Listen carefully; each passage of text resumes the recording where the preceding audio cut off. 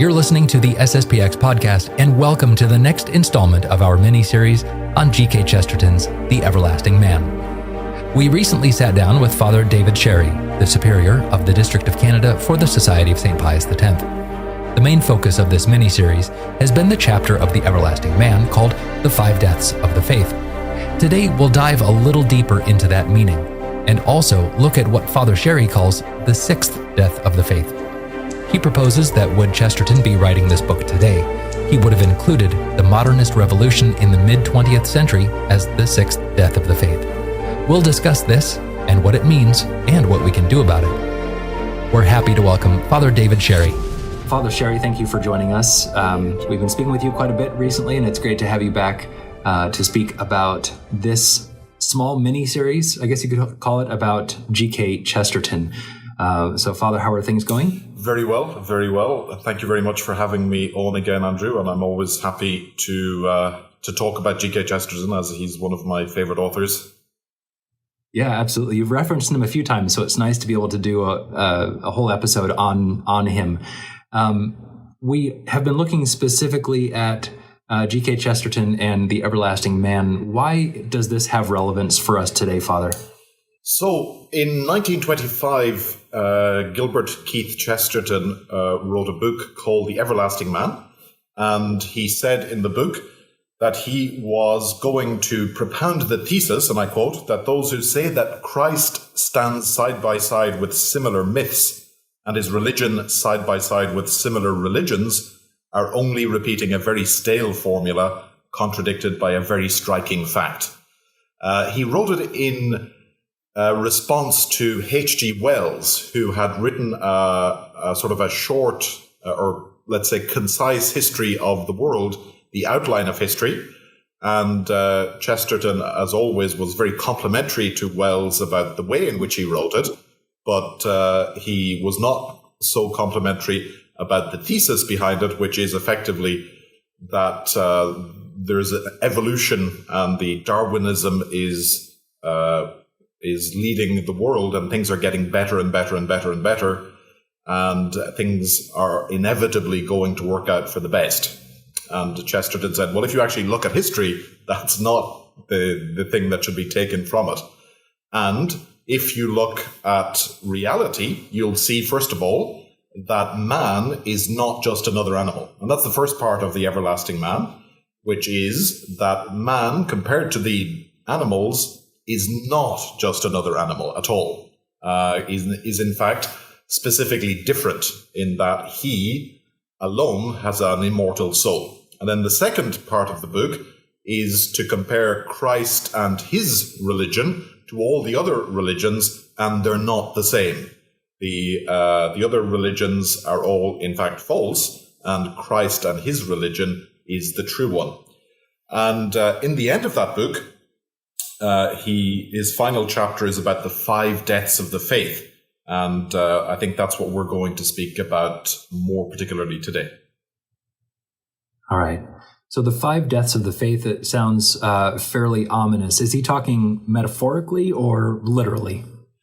Well, he's effectively talking about the fact that Christianity has seemingly died many times. And it's not a literal death, because clearly Christ has promised to the church that it would never fail, but that it would always be able to stand up to the gates of hell. But the reality is that the church is the mystical body of Christ. And just as Christ has two natures, so he is true God, he's got a divine nature, and he's true man, he has a human nature, these two natures being united in the one person of the Son of God, the second person of the Blessed Trinity. So also the church which he founded has, as it were, two natures. It is divine by its institution, its constitution, the life within it, and it is also human. It is composed, in the church militant at least, of those who are sinners and who can sin and who do sin and who do all sorts of terrible things, and both because of that and because of attacks from the devil, from outside of the church has seemingly died. And so these 5 deaths which he mentions are during the Arian crisis, when most of the bishops, almost all of them in fact, went along with the Arian heresy, which said that Christ is not truly God. The Albigensian heresy, which was the return of the Manichees. And now the Manichees are those who say that there are in fact 2 gods, effectively. There's a good God, he's the creator of spiritual things, and then there's a bad God. He's the creator of material things. And so good and evil are sort of starkly contrasted like that, and we must become more spiritual and reject material things. And the church seemed to be overtaken by this heresy, but in fact, as after the Arian heresy, it rose again. Then he mentions the humanist skeptic attack on the church, Voltaire, etc., the seeming death after Darwin. And in each of these cases, he says the church seemed to go to the dogs, but in every case, it was the dog who died. And this is the reality, that the church rises from the dead on each occasion. Why? Because like its master, it knows the way out of the grave. And this really is the difference then between the Catholic Church, that is the church which has been founded by Jesus Christ, which is the mystical body of Christ, and all other religions. All other religions are man-made or diabolical made, and so they do not rise again. They become associated with a particular society or a particular culture, a particular time. And when that society and culture die, they die along with it. So, for example, the Roman gods. So the Roman gods, paganism died along with the Roman Empire, let's say. Obviously, it was dying from the moment that Christianity arrived, but it's never risen again. Whereas the Catholic Church did become the official religion of the Roman Empire, and when the Roman Empire died, the church went on. The Catholic Church was certainly the soul of the what Chesterton calls the good medieval period, the good Middle Age, and that passed away, but the church continued on. And in each case, the Catholic Church, because it is divine, has been able to survive the deaths which it has occurred. Now, these deaths which he's talking about, Andrew, so effectively, the most surprising part is that the deaths are not only violent deaths, or let's say those which come from the outside, let's say the attack of heretics, but also what he calls natural death. And this is quite an important point, because a natural death is when somebody grows old and starts becoming more feeble, and in the end simply dies. And the Catholic Church has suffered from this because the culture, let's say, of the people who are alive can degenerate. So the principles which are guiding us can be very true. However, if we don't put them into effect, then they don't actually bring about their result. Let me give you an example. Let's imagine in a Catholic home, the principles which officially guide us in the Catholic home are that we serve God before all things and we avoid sin. But in practice, we actually watch, bad movies, and we listen to bad music, and we dress in an immodest way. Officially, we got an official religion of our home. Perhaps we on Sundays we pay service to that official religion, but in reality, that's not what we do. Well, what will actually happen then is that your official religion will disintegrate, and you will lose it once that it is attacked. There's a natural death which is happening here. And this has happened many times in the church, whereby the men and women in the church have grown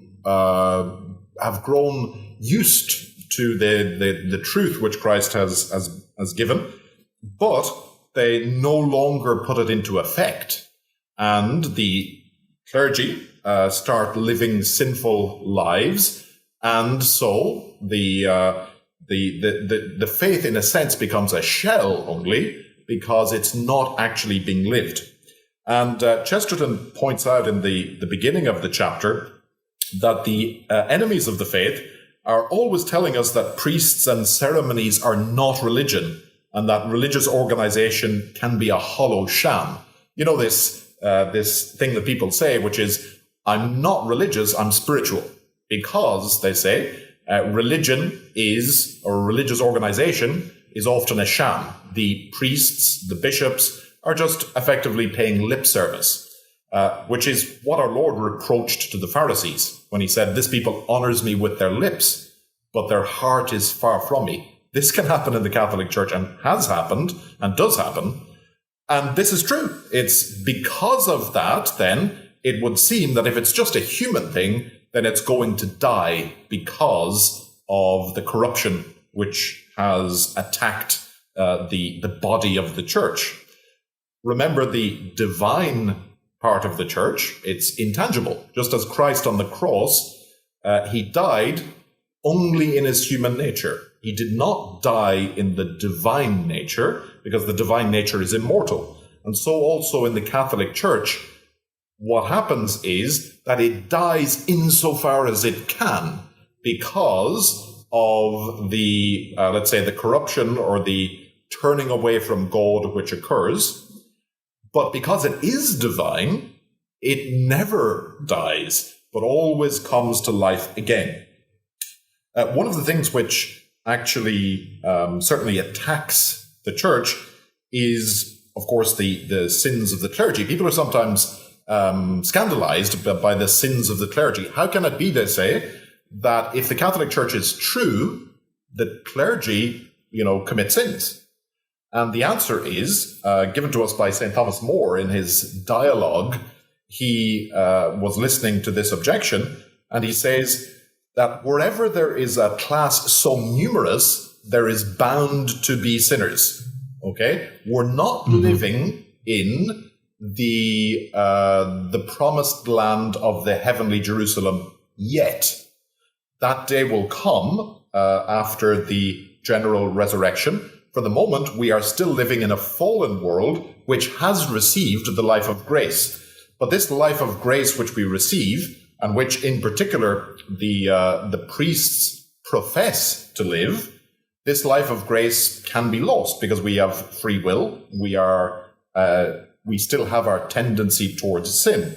And so he says that it is to be expected that there will be sinners among the clergy, many lewd, he says, and many sinners, but their real sin is greater. So the sin of the clergy is greater, he says, because they are bound to be better. But else the things that they mind be the selfsame sins that we sin in ourselves. In other words, people often point and say, oh my goodness, look at the hypocrisy of the clergy. And they could well be right. Sure. But then they say, well, they can't be true. But actually, it's the sins that everyone commits, let's say. What has happened is that the truth of Christ, the life of grace, has no longer been put into practice. Back in the 17th century, St. Oliver Plunkett, who was sent as a missionary to Ireland, he was an Irishman, but it was time of persecution, and he had this saying. He said, in the time of St. Patrick, the chalices were made of wood and the priests were made of gold. Now the priests are made of wood and the chalices are made of gold.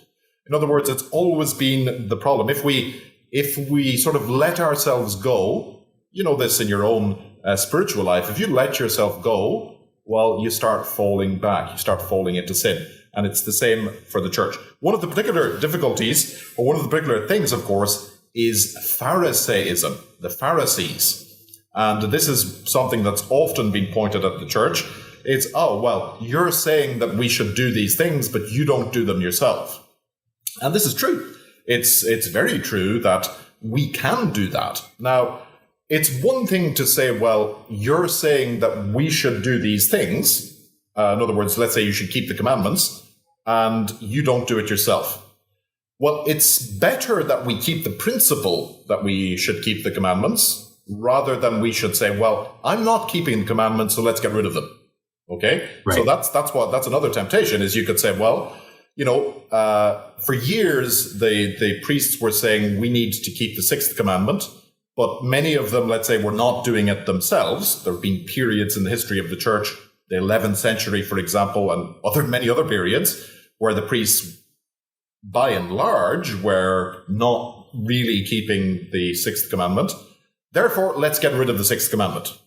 No, the correct solution is, therefore, we need to return to the commandments. We need to return to the ideal of holiness and to the ideal of sanctification, which will enable us to return to the teaching and example of Christ. But Pharisees are always a problem. And Pharisees do not only exist in the church or in religion, Pharisees exist everywhere. Because what a Pharisee is, Andrew, a Pharisee is not someone who just tries to make, life difficult for other people. That's one of the things that he can do. A Pharisee is somebody who does things in order to be seen. And our Lord Jesus Christ points this out in Matthew chapter 6, when he says that the Pharisees, when they pray, they do it in public so that everybody can see them. When you pray, go into your room and shut the door. The Pharisees have had their reward. Or when they give an alms, they do it where everybody can see them. We see these people on social media, oh, I've just made a donation of, $50 to the Angelus Press Injured Cats Fund. Look at me. And they say, okay, wow, look at me. That's a Pharisee. Is somebody who's doing things in order to be seen. And that's one of the particular dangers, I would say, of social media in particular, is that it trains you to be a Pharisee. Now, I'm not saying that social media can't be used, let's say, by a business or at a professional level for useful things. But in general, it trains you to be a Pharisee because it's not just you saying something, it's you being seen to say something. And that's what a Pharisee does. A Pharisee is not someone who has a good intention but is weak. Okay? So this could be where you have someone who has good intentions. Let's say someone who intends to be a good Catholic, tells everybody around them, not in a Pharisaical way, but in just a normal way, that I'm now converting to the Catholic faith. My baptism is happening on such a day. I intend to live a good Catholic life. And then after that, us being human beings and sinful human beings, maybe they fall into some sort of sin. Maybe it's a Catholic filmmaker who, maybe doesn't get out of the evil occasion of sin, which is Hollywood, and the next thing is he falls into sin. Is he a hypocrite? No. He's someone who had good intentions, but has been weak and has neglected prayer. I'm not talking of anybody in particular. I'm talking in general. This is what has happened. A hypocrite, on the other hand, is someone who does not have a good intention. It's someone who has sort of decided really that given that I do things to please men and to appear before men, what I'm really interested in is conforming to human law. I'm conforming to whatever's politically correct. I'm not interested in the truth. And that's really the something which is going to kill the church at each time, is if the Pharisees are in control, that is, they're not actually interested in serving God and in the truth. They're interested in what is pleasing to men.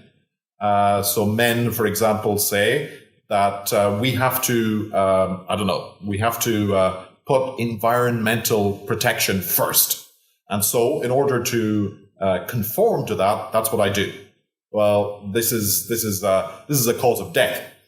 And then a third thing about the Pharisees, which helps you to understand them, is that they're interested in doing things to be seen. They're interested in pleasing men, conforming to human law rather than divine law.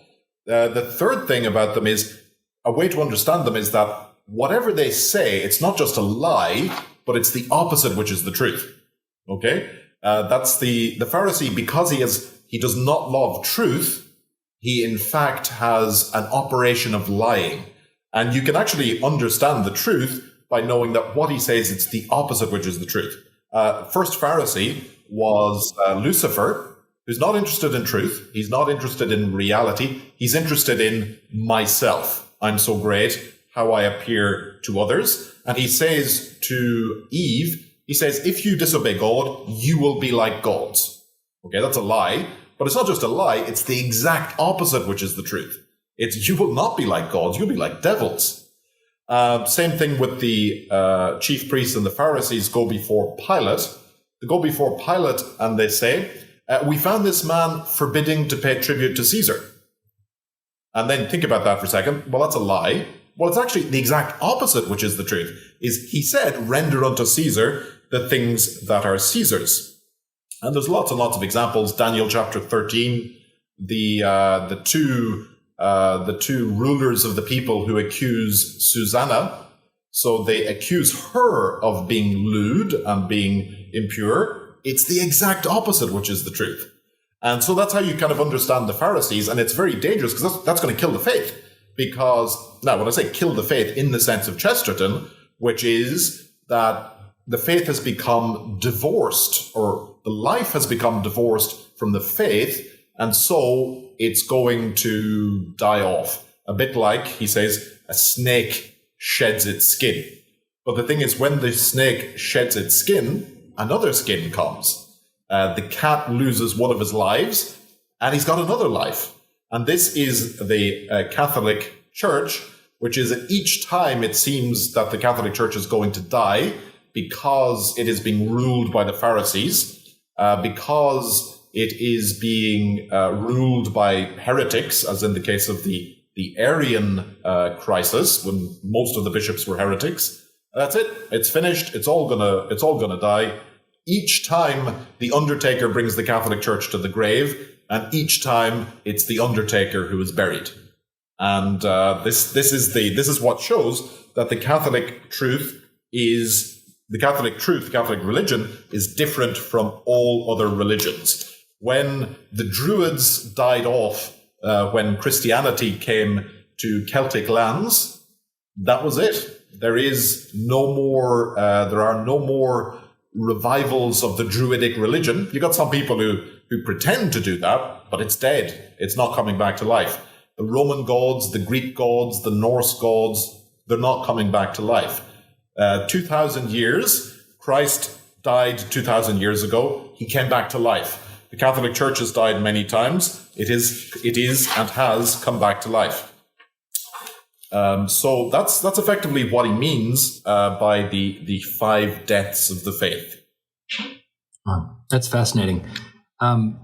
We're titling this episode "The Sixth Death of the Faith." So we've seen what Chesterton has been talking about. Obviously, Chesterton was writing far before, our time, our current time, and the period in which we're living in with the crisis in the church, as we call it. I'm sure maybe a few hundred years from now they may call it something else, but that's what we call it today. You're going to kind of take what Chesterton is saying and then apply it to our position today. Is that correct? Right. So we can look at what's happening today in the Catholic Church, and we can see since the Second Vatican Council, but also before the Second Vatican Council, that there seems to be all of the elements necessary to bring about the death of the Catholic Church. On a purely material level, you can say that the number of priests has gone through the floor. There were, back in the old days, thousands and thousands of priests, and now it's down, dwindling to, hundreds, and the average age is very high. For example, in France, I was reading recently, approximately 800 priests die every year, and approximately 80 are ordained. So that's a replacement of 1 in 10. 10 die off, 1 replaces. The faith, the practice of the faith, seems to have disappeared. And so the Catholic Church is dying. And the people who say that, the people who say, yeah, once we're rid of the Catholic Church, again, then we're going to be free. We're going to be happy. I'm at the moment stationed here in Quebec. That's sort of the feeling you get. You know that back in the old days, Quebec was a very Catholic province. And now the official version is we've thrown off the terrible yoke of the Catholic Church, and now we're free. But of course, what has actually happened is that we've thrown off the so-called yoke of the Catholic Church, and now we've become the slaves of the government. For example, the Archbishop of Quebec asked the government for permission for him, the Archbishop of Quebec, to set up a high school, a Catholic high school in his diocese, and he was forbidden permission. He can't even set up a school. This is what is just an example of what has happened. So it seems, in fact, then, that all of the things are there. And some people will say, well, this is it. The Catholic Church has had its day. It's had its time. Let's go with the times. And these people are very, very silly, because we happen to be living through a time now, just as everybody throughout history lived through their times. To say that things are good or better simply because of the date is complete nonsense. You may remember when Justin Trudeau was elected as Prime Minister of Canada in 2015, he decided that half of his cabinet would be women and half would be men, even though only a quarter of the members of Parliament were women. So effectively, if you were a woman in Parliament, you had much more chance of being a member of the cabinet. In any case, he was asked, why? Why have you done that? And he replied, famously, because it's 2015. So, in other words, the reason I'm doing this is because of the time. Well, that's a bit like saying, well, why did you steal your brother's dog? Well, because it was 10 minutes past 11. Well, that doesn't explain it at all. That doesn't shed any light. It's not the time, it's the truth. And so people who say, well, the Catholic Church is finished, well, look back through history, the Catholic Church has been finished many times, and it never, in fact, dies off. Other people are going to say, well, look at what's happened is that the Catholic Church is, ailing.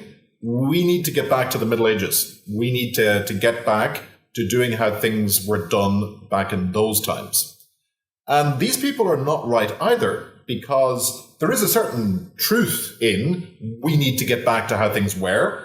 Whatever is essential does not change. So if we have veered away from the faith, and we have veered away from the Mass of all time, if we have veered away from the sacraments of all time, yes, we have to get back to them. However, the accidents, let's say the things which are not essential, well, in fact, the Catholic Church has gone through life and death of many different ways of doing things in many different cultures and many different countries. And in each time, the Catholic Church did not become adapted to what was wrong in the culture, but it rather assimilated the time and the culture to the truth. And so feudalism was there. The Catholic Church was there in feudalism. Feudalism disappeared, and the Catholic Church continues. And so what we must not do is have the false idea, well, if we could only get back to the way things were done in the 1950s, then everything's going to be fine. No. What we need to is to return to the essence of the faith, to the essence of the life of the Church, and what was handed down by Christ and the apostles, and all of those truths which are part of that, the wisdom of the tradition of the Church, and insofar as the time and the place in which we live is consonant with the faith, then it's not something that we need to get rid of. We're not sort of thinking, well, we have to get rid of motor cars because they are an occasion of sin in some way. It's no, when you have the faith, then you dispose of everything material, of creatures, in the correct way. So it's a bit like St. Ignatius' first principle in the exercises of St. Ignatius, when he says, man was made to know, love, and serve God, and the corollary is, therefore all creatures must help me to go to God, and must not hinder me from going to God. And so if we get back to our time in which we are, this crisis of the faith, where our leaders are not leading us, where the bishops are not guiding us towards heaven, where the Pope, rather than teaching us the faith, is in fact doing the opposite, but is teaching us error, we have to remember, first of all, with confidence, that the church is divine. Its head is divine, and the church is not going to die. It may seem to die, but it will come back to life. On each occasion, Chesterton says, the old were fanatically against the faith, and the young were fanatically for it. And you see this in the traditional movement, let's say. In general, the traditional movement, which is what is trying to continue the essence of the faith, the life of the faith, which is in fact alive, it's full of young people, young families, etc. Whereas when you go down to your local Novus Ordo church, chances are that unless you're over 70, you're probably the youngest person there. And that's the reality. And that's why it's sad, but it's also funny in a way that you see the Vatican has been attacking the traditional Mass, etc. And you think to yourself, well, that's actually, apart from anything else, that's actually where the growth is. This is where there is growth in the church. Why are you trying to get rid of that? And it's part of the program. So, if I could, Andrew, I would finish off with a couple of words of advice in the current situation that we lived. Is that we have to live in eternity. Okay, what is in eternity is outside of time. What is in eternity is God, is truth. And we must live in that, because if you live in what is passing only, and you're listening to all of the stuff on Twitter, and you're worrying about all of the latest headlines and the latest political moves, etc., etc., etc., that everybody's doing this, everybody's doing that, I need to change. Live in eternity. What is eternally true will always be true. The faith has not changed and will not change. The Catholic Church either has been a charlatan from the beginning, in which case it would have died. This impostor, they said of Christ, said that he would rise again. Therefore, put guards on the tomb so that he doesn't rise again. How many times have there been guards put on the Catholic Church? And on each occasion, it nonetheless rose again. The second thing I would say is, be careful in the situation in which we are to stay calm, not jump to conclusions. You know that a couple of weeks ago, Andrew, the Pope made some remarks about how people who have rejected the church and are seemingly not in the church are actually in the church and they're fine and they're going to go to heaven. And then some people said, oh my goodness, this is it. The Pope's a heretic. I need to realize that he is not the Pope. And I would say to them, hold on a second. Don't lose the run of yourself. The Pope has said this thing, but why is that different from what he said, 5 years ago or 10 years ago, when he said things which were clearly, heretical? For example, the Pope said some years ago that good atheists go to heaven. Why has he suddenly not been the Pope now because he has said this one particular thing? What we need to do, in fact, in the crisis in the church is stay calm. What is the principle? I have to keep the faith that was passed on, and I must not judge things that I am not sure that I can judge. To do otherwise would be a rash judgment. Archbishop Lefebvre said that the Pope is in fact teaching things which are contrary to the faith, otherwise called heresies. However, that doesn't mean to say that I can jump to the conclusion that he's a formal heretic and therefore that he's not the Pope. Because even if he were a formal heretic, which I can't judge, only his superior can judge that, his superior being God, in fact, even if I knew that he were a formal heretic, the church has never taught for sure, therefore he would lose the papacy. So I'm not saying that these theories are not theories worth considering, but ultimately we're going to have to wait until there is a truly faithful Pope, and the church will make sense of all of these things. So don't jump to conclusions, because if you jump to that conclusion, then, okay, I need to be a sedevacantist.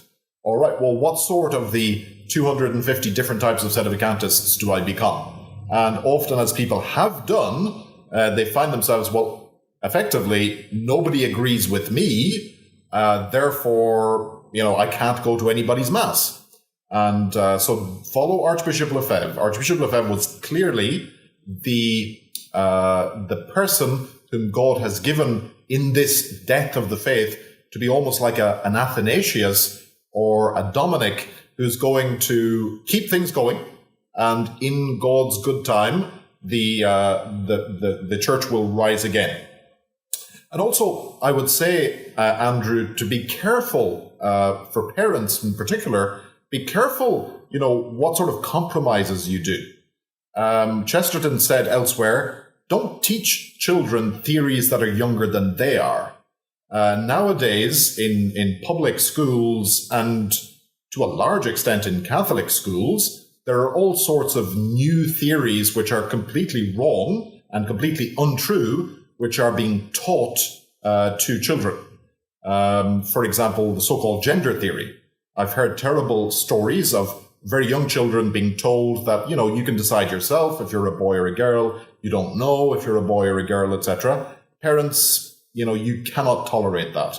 Take your children out. That is not something that you can do. These are all parts of the sort of death of the faith which are going on, or the death of civilization which is going on, because the Catholic Church built our Western civilization. Everything good in our Western civilization comes either from the Catholic Church or from good natural principles, and they're both being destroyed together now. We have to say, no, what is always true is still true. It hasn't become suddenly true in the last 20 years that actually you can choose which gender you are. It's gender as a concept was invented in 1955. This is not the truth of human nature. And so people are going to call you, oh, you're stuck in the past. You're not stuck in the past at all. You're stuck in eternity. You're stuck in the unchanging truth. The Catholic Church looks out of date only because the changing fads and fashions are in fact what are out of date. And I would finish off, if I may, Andrew, by saying to myself and to everybody, remember that the route to resurrection is not natural but supernatural. It is not natural that Christ come out of the tomb. That is the power of God. That's supernatural. It's not natural that I am cleansed of sin in confession. That is the work of God. And it's not natural that the Catholic Church rise again. It is supernatural. And therefore, the essence of our faithfulness must be supernatural. It must be faith. It must be prayer, the sacraments, Holy Mass. These are the weapons. People who do good work, let's say, fighting against evil, like people who are anti-abortion, for example, they do all sorts of protests and they do publicity, advertising. It's all fine, but it's not actually the weapon which is going to win the battle. The weapon that is going to win the battle is supernatural. It's prayer and it's penance. And so we have to prioritize that. Father, that's fascinating, and it gives us a little bit of hope that this is something that we will come out of. We, meaning the Catholic Church. I think it was in an episode with Father Reuter during the Crisis series where he phrased it as, we have to embrace the mystery of this crisis that we are in. We have to embrace this cross of this crisis, and be able to trust that this is for a reason, that God is giving it to us for a reason, and just be confident in the fact that we will be let out of it at some point. Maybe not during your lifetime or mine, Father, but at some point it will. It certainly will, and it could happen. It could happen at any time, because God is in charge, and that's why we have to be confident and be ready to suffer whatever needs to be suffered for Christ and for the faith, and prepare for that by our own faithfulness in small things. Could I finish, Andrew, actually by adding an addendum, which is to encourage people to read Chesterton, because like reading Chesterton is like getting pure oxygen into your lungs. It's like getting sort of very strong coffee into your veins. Now, believe it or not, you can actually find Chesterton's books in mainstream bookstores. The only one you can find is called the Father Brown stories, but that's an excellent way to start, because the Father Brown stories are detective stories, but Father Brown is a Catholic priest, and it's full of Catholic wisdom. And it's strange to say, but you can get those in mainstream bookstores. And lots of the other books, perhaps a Lenten resolution for us would be to read a little bit of Chesterton every day. It's not in itself spiritual reading, but it's certainly good for the mind and good for the soul. Very good. That's great advice. Father, thank you so much for joining us with this today. It's been great to speak with you again. Thank you very much, Andrew. God bless. All right, you too.